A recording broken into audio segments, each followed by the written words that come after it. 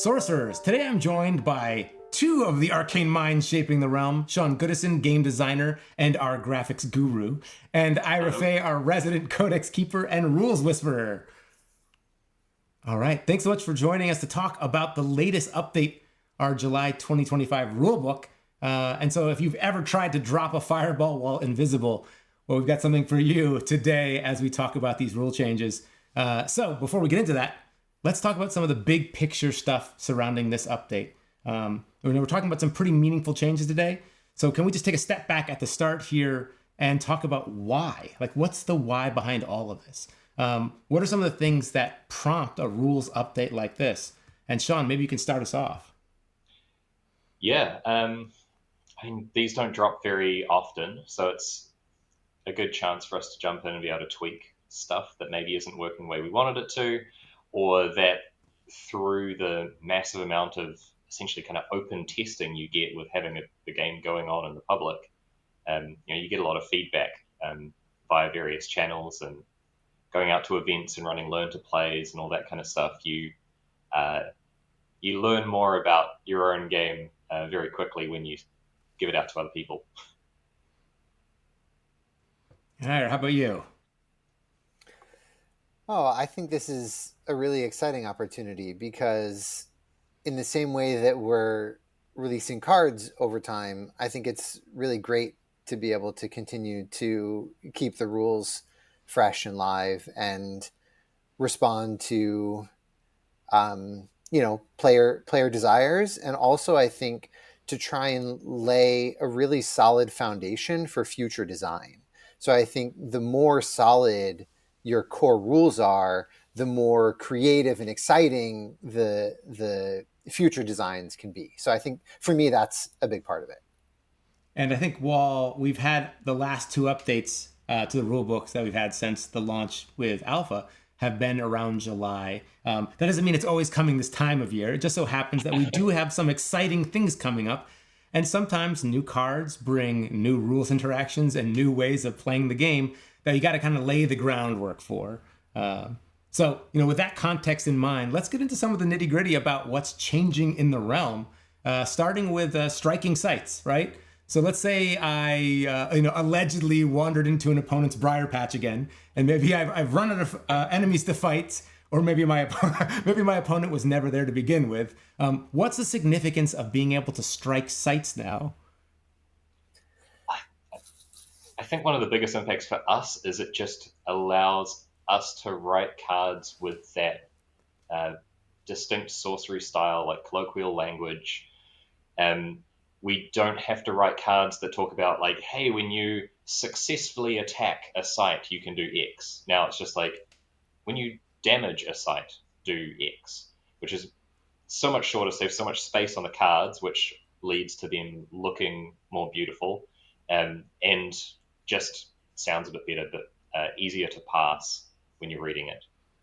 I know we spent so much time focusing on that as an internal team, and with Gothic, we've already spoiled some cards that I think really nail that perfectly, right? With Consecrated Ground saying, evil units have no power here, or evil has no power here. Sorry, we even cut it down further, right? Yeah. So, I love that idea of being able to keep the cards like concise and flavorful. I feel like I'm going to be uncovering these things for a while. I know all the big brain guys here are thinking about the combos ahead. For me, it's like going to the basics, the super basics. Like, I think for me, the most surprise is likely going to be the first time one of my knights takes a lance to like windmill or something and tries to strike that site, Don Quixote style. And the lance will break, right? Because I can strike with it now. So I get that bonus increase, but turns out hitting windmills with lances not great for the lance, more for duels than for site destruction, demolition. It does get you the extra damage, and correct. That can certainly matter. And I think the other thing we didn't quite get a chance to say with this particular rule is that it was always a little bit of a hurdle for new players when you're trying to say to them, well, in this case you strike, but in this other case you just deal damage equal to your power that causes life loss. It's like, well, okay, but maybe we can just, unify those and say, you strike, you deal damage. If you damage a site, then you're causing life loss to the controlling avatar. So I think that's going to open up easier ways to learn, to teach the game, to remember the game, and future designs. Yeah, we definitely started to feel that frustration with some designs as we're working on Gothic, where you kind of just want to say an ally strikes its site, which is so simple and clean. But if we don't have this tech in place, then you instead have to do something like an ally attacks its site. This attack can't be defended, or an ally on an enemy site causes the controller of that site to lose life equal to its power. Like, you have to spell everything out, and this just makes it so much simpler, right? An ally strikes its site, you're done. Love it. Well, let's fly on over to the next topic. Literally, avatars, they fly now? Ira, what prompted this change, and what do you see as the implications here? Yeah, so this was an interesting one because the previous version technically allowed avatars to gain the airborne ability, but then they wouldn't benefit from it, and it felt a little weird. And we really want to be thoughtful whenever we allow avatars to gain defensive abilities. Like, we won't let avatars go underground or underwater or into the void. Like, that shouldn't happen. And I think we were feeling the same way about airborne, but then we realized that primarily what happens when you gain airborne is you gain it on your turn, and we really wanted the avatar, if an avatar had airborne, hypothetically, if they could somehow gain airborne, then they should be able to step diagonally. That was really an important thing, and gain other benefits related to airborne. And so we just said, we can do that. It's fine. And it turns out that just leads to more interesting gameplay. If you can find a way to give your avatar airborne on your opponent's turn, which is quite difficult, then yes, they will have airborne on your opponent's turn, and they won't be able to be attacked by minions without airborne. But there are plenty of other ways to harm avatars. There's a certain subsect of our community that when you said, like, it's very difficult, but if you can find a way, they're like already probably on Curios and like looking through cards, like, oh yeah, I'm going to find all the ways. And Sean, this opens up some cool thematic elements, right? Like, there's some cool stuff we can do now that are very flavorful, right? Yeah, perhaps I can speak a little less hypothetically, if I may. Sure. I think this issue originally came up because we were working on Dragonlord. And for those of you who are up with the play, you might know that Dragonlord is able to gain abilities from his dragons. And one of those main abilities that, typically all dragons have is the ability to fly. And so allowing the Dragonlord, when he uses his ability, to not only channel whatever special powers these dragons have, but also just channel their basic stuff of, all right, he's sprouting wings momentarily and taking to the sky and gaining that mobility too. That was something that we thought would be really, really cool.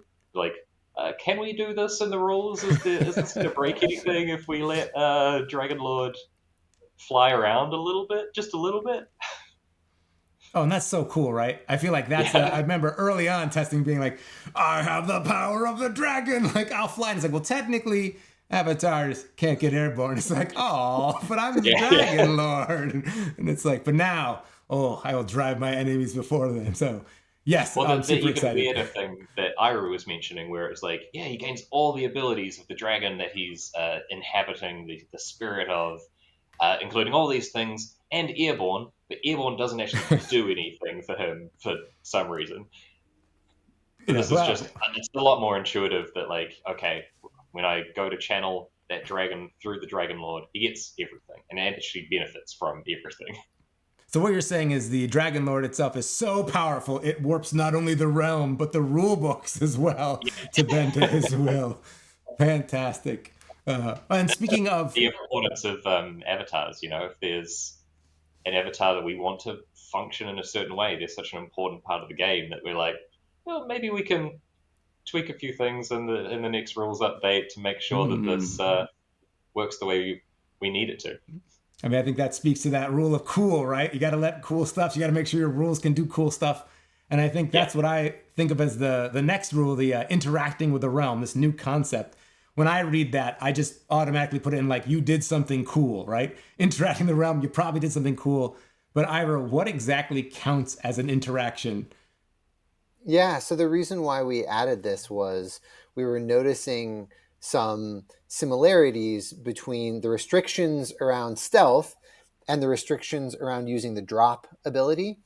And whenever you're like, these rules are really close but slightly different in these very nitpicky minor ways, we always are looking to try and smooth out those edges to make it easier to learn, easier to remember. And so we created this concept called interacting with a realm.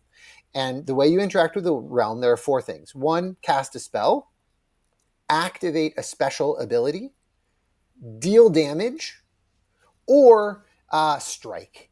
So those are the 4 ways. If you do any of those 4 things, you've interacted with the realm. And at that point, if you had stealth, you would lose it. And if you wouldn't be able to use that unit wouldn't be able to use the drop ability later that turn.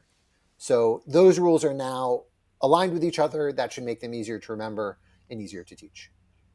So I'm very sorry, Ira. I know you really wanted to cast a spell with Philosopher's Stone and then drop it and have someone else pick it up and cast a spell and drop it. But that's no longer viable. Once you've cast a spell, now that counts as interacting with the realm. And so the Arcane Charge and the Philosopher's Stone, for that element at least, will have been used up for the round. No more kind of hot potato shenanigans.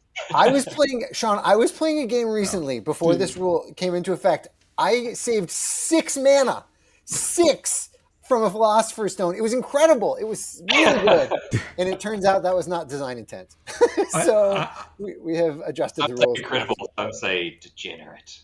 I love when there's rule updates and I'm like, oh, that doesn't really affect me. I was just doing like carrying my stone. I'm not going to drop this. It's precious.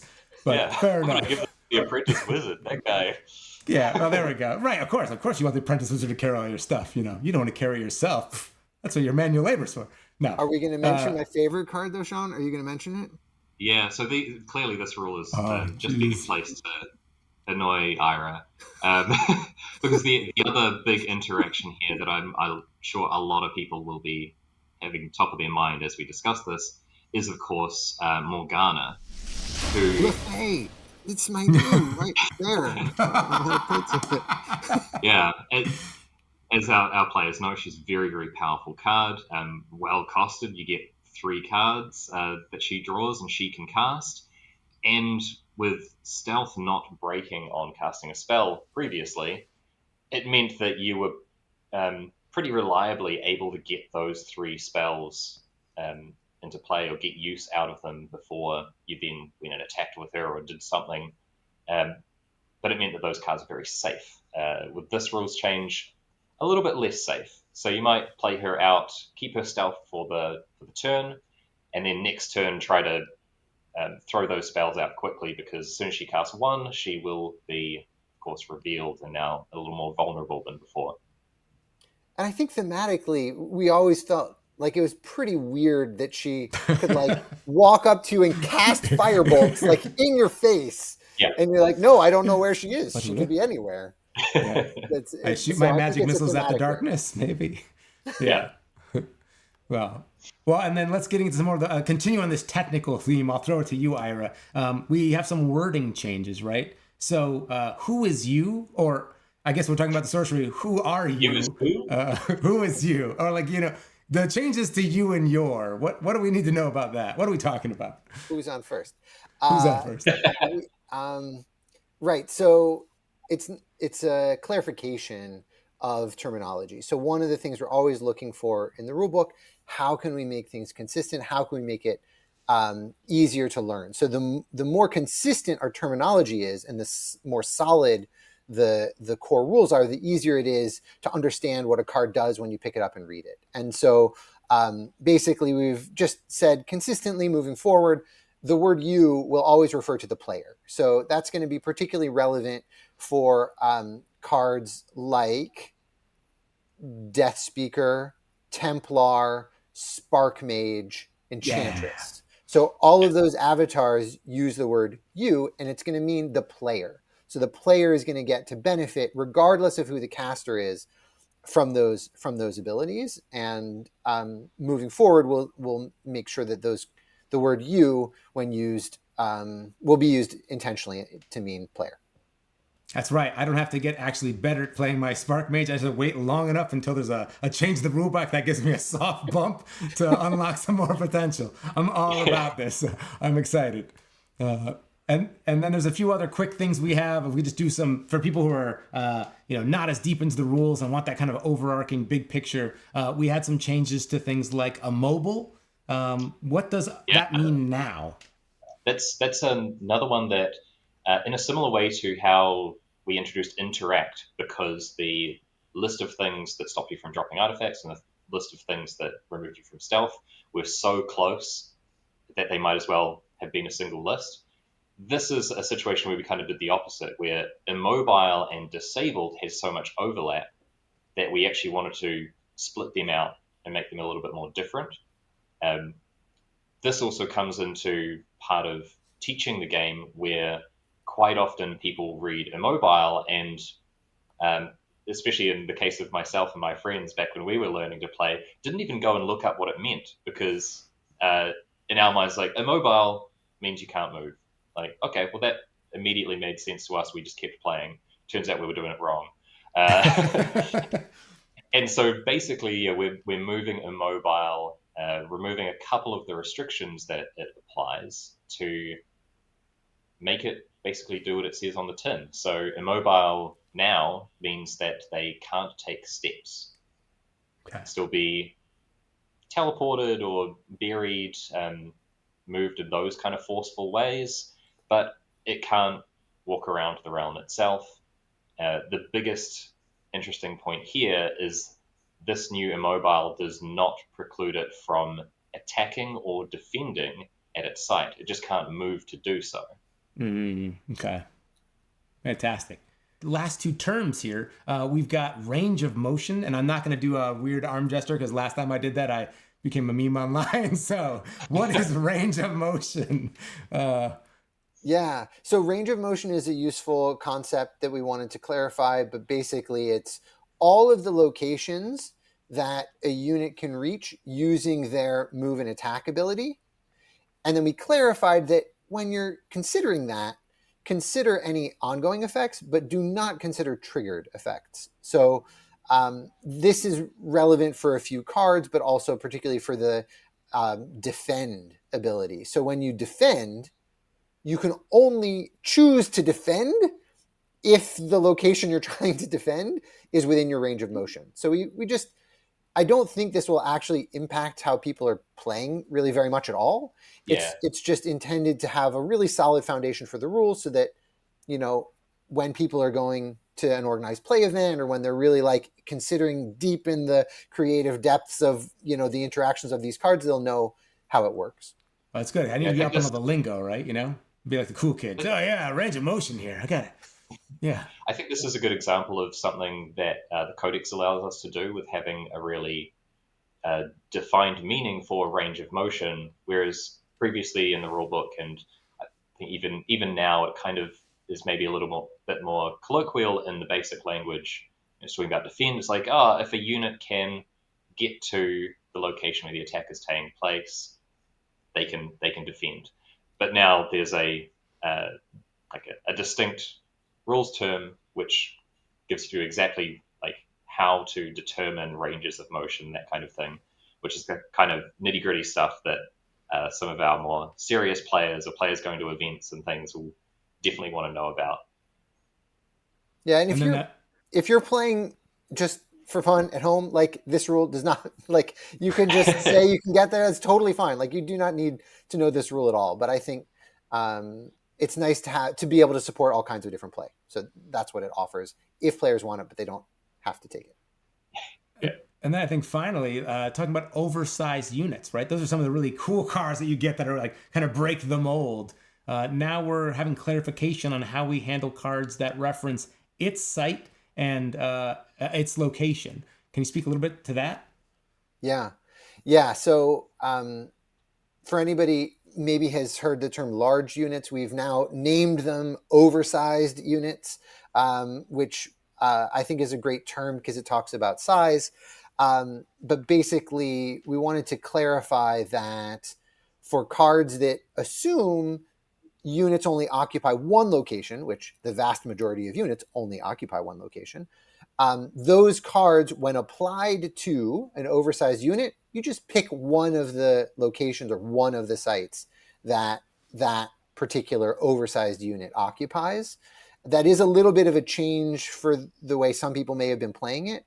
But that allows the designers, this is definitely an example of a time where I was talking with the design team and they said, look, we want to be able to write cards in a very smooth way. We want to be able to say its location or its site. That's very simple instead of one location that this unit occupies.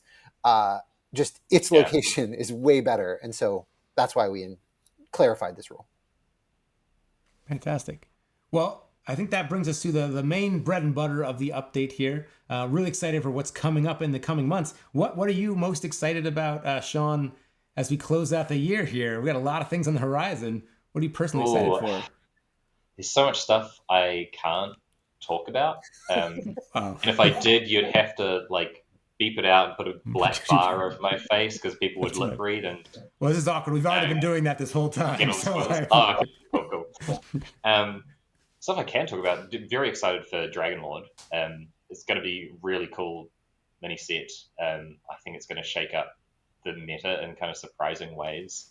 There's really cool deck building options you get even just from playing the Dragonlord himself and choosing which one of your kind of dragon aspects you want to use. I think there's probably going to be something in there for everyone, because even if you're like a mono elemental player, it's like, oh, cool, elemental dragon for me. That's slotting into my deck almost immediately. And you're gonna be flying around as a dragon lord. I mean, come on. Yeah. That's flying avatar. I mean, geez. Ira, how about you? Oh, I'm super excited about Gen Con. I've been spending a lot of time preparing for Gen Con. It's going to be the first, Crossroads event. We sold out. I think it's going to be a lot of fun, and I'm really excited to see how striking sites is going to change things. I think it may be very useful to be able to defend your sites with minions, and so I'm excited for striking sites and to see how that plays out. Can I throw a little humble brag your way? I think you've been doing this now for 3 years, running our events at Gen Con in various capacities. This is now our official Gen Con event. Every year you've sold out our main events, and every year you've doubled the number of people that could attend those events. So congratulations on this year. And I think next year, at some point, we're going to exponentially take over the convention. And is that how that works? We're going to be... They're going to have to kick everyone else out. That's right. Fire marshals everywhere, terrified. They'll know the name Sorcery Contested Realm. So awesome job. And I'm so excited for that event too. Go out to Indianapolis and see everybody at the booth. And Drew's going to be there. He's cooking up some really cool stuff for our booth. So lots of fun stuff on the horizon. So thanks so much for taking the time to jump on here to talk about the rules update. And thanks everyone for tuning in. If you got questions about the rule, of course, you can always jump into our official Sorcery Spaces on the Facebook group and in the Discord, or, of course, just leave some comments in the video below. And until next time, best of luck contesting the realm.